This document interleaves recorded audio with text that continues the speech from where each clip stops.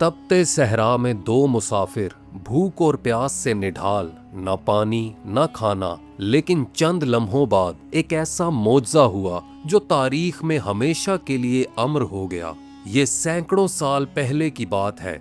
ऊंटों पर सवार दो मुसाफिर रातों रात अपने शहर से निकले और एक अनजान सफर पर रवाना हुए। उनके शहर वाले उनके दुश्मन बन चुके थे और उन्हें तकालीफ देने के बहाने ढूंढते रहते।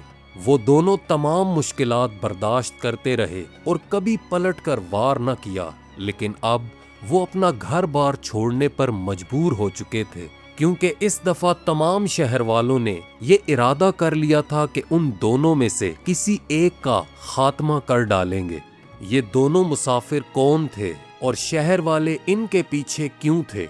इन दोनों का ताल्लुक बड़े ऊंचे और आला खानदानों से था।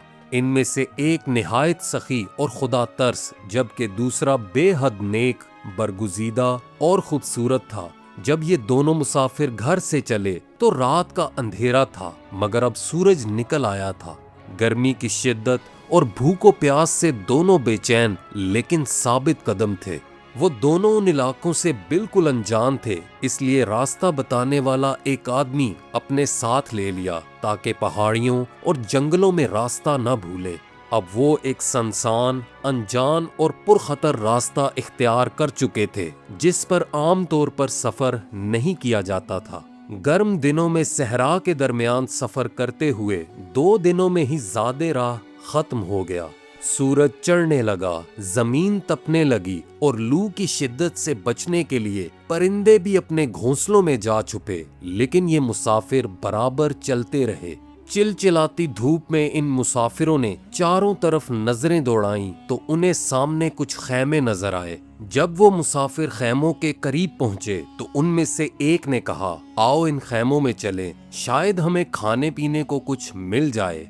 इत्तफाक से वो उस खैमे की तरफ बढ़े जिसमें एक गरीब खानदान रहता था और अपनी जिंदगी के दिन बड़े अजीब अंदाज में गुजार रहा था। उस घराने की सारी दौलत ले दे के एक खैमे, बकरियों के एक रेवड़, गिनती के चंद बर्तनों और मशकीज़ों पर मुश्तमिल थी। खानदान का सरबराह एक जफाकश इंसान था और उसका बेशतर वक्त बकरियां चराने में गुजरता।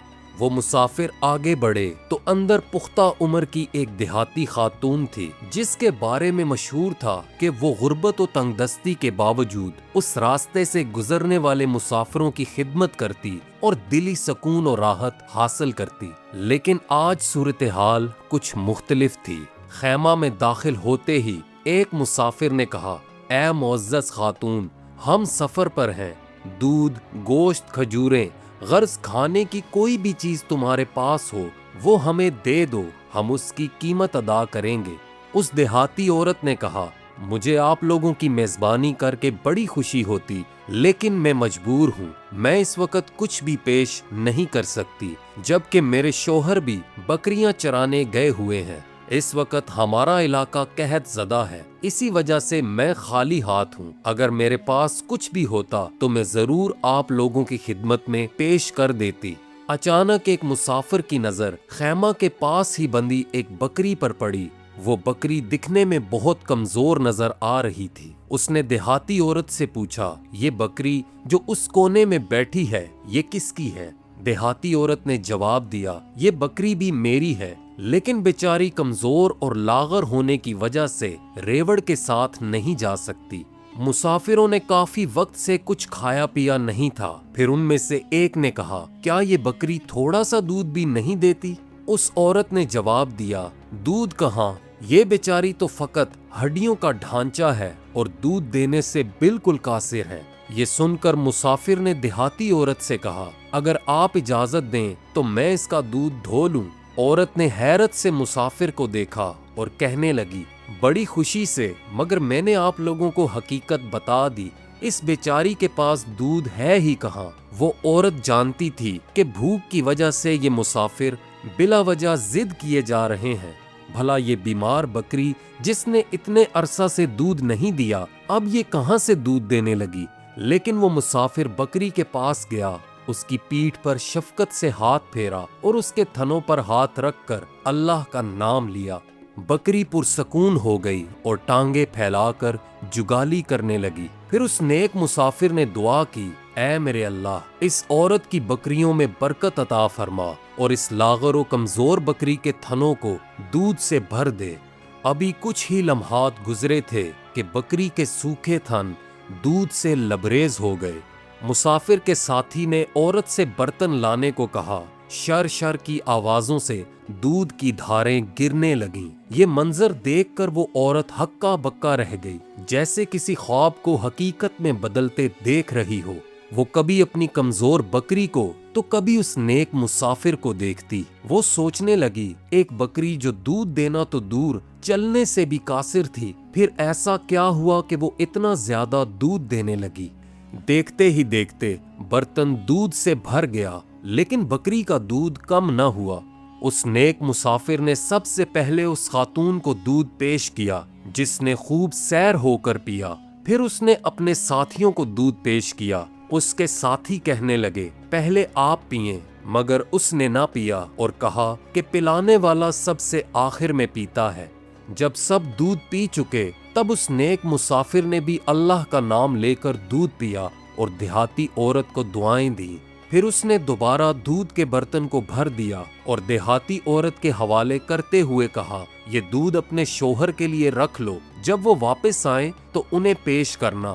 اس کے بعد وہ مختصر سا قافلہ وہاں سے روانہ ہو گیا۔ وہ دیہاتی عورت ان کے جانے کے بعد حیرت کے سمندر میں غوطہ زن تھی۔ وہ حیرانی کے ساتھ ان مسافروں کو جاتے ہوئے تکتی رہی۔ اس نے ایک نظر جھانک کر بکری کی طرف دیکھا جو بہت پرسکون تھی اور اس کے تھن اب بھی دودھ سے بھرے ہوئے تھے۔ کچھ ہی دیر گزری تھی کہ دیہاتی عورت کا خاوند اپنی دبلی پتلی، کمزور اور لاغر بکریاں ہانکتے ہوئے آن پہنچا۔ اس نے خیمے کے کونے میں دودھ کا بڑا برتن بھرا دیکھا تو حیرانی سے پوچھنے لگا، معبد کی ماں، یہ اتنا سارا دودھ کہاں سے آ گیا؟ بکریاں تو میرے ساتھ صحرا کے دور دراز علاقے میں تھیں۔ اب یہ نہ کہنا کہ یہ دودھ اس کمزور اور بیمار بکری نے دے دیا ہے۔ اس پر اس کی بیوی نے خوشی کا اظہار کرتے ہوئے کہا، آج تو کمال ہو گیا، بخدا ہمارے گھر کے سامنے سے خدا کے ایک برگزیدہ بندے کا گزر ہوا۔ اس کے ساتھ ایک اور ساتھی اور ایک راستہ بتانے والا آدمی بھی تھا۔ وہ زادے راہ کی تلاش میں خیمے کے اندر آئے اور کھانے پینے کے لیے کچھ مانگا، لیکن تم تو جانتے ہو یہاں نہ تو کچھ کھانے کو تھا اور نہ ہی پینے کو۔ ان میں سے ایک مسافر کی نظر ہماری لاغر بکری پر پڑی۔ نہ جانے اس مسافر کے ہاتھ میں کون سی ایسی برکت تھی کہ جب اس نے بکری کو ہاتھ لگایا تو وہ بے حساب دودھ دینے لگی۔ یہ نہ تو اس بکری کا اور نہ ہی میرا، بلکہ سب کچھ اسی مسافر کا کمال ہے۔ اس عورت نے واقعے کی پوری تفصیل اپنے شوہر کے گوش گزار کر دی۔ اس کا شوہر حیرت زدہ تو پہلے ہی تھا، اب پورا واقعہ سننے کے بعد اس کا تجسس مزید بڑھ گیا۔ اس نے اپنی بیوی سے کہا، مجھے ذرا اس کا حلیہ تو بتانا، جس آدمی نے بکری کا دودھ دھویا وہ کس شکل و صورت کا آدمی تھا؟ اس کی بیوی کہنے لگی، کیا بتاؤں، میں نے ایسا پاک و صاف چہرہ آج تک نہیں دیکھا تھا۔ میں نے ایک ایسے شخص کو دیکھا جس کا حسن و جمال نمایاں تھا، چہرہ روشن تھا، جسم نہ زیادہ بھاری نہ کمزور، اخلاق پاکیزہ تھے، بڑی بڑی آنکھیں اور آنکھوں میں گہری سیاہی، آواز بلند مگر کرخت نہ تھی۔ وہ مسافر جب خاموش ہوتا تو باوقار لگتا، گفتگو کرتا تو پرکشش، جیسے زبان سے موتیوں کی لڑی نکلتی چلی آ رہی ہو۔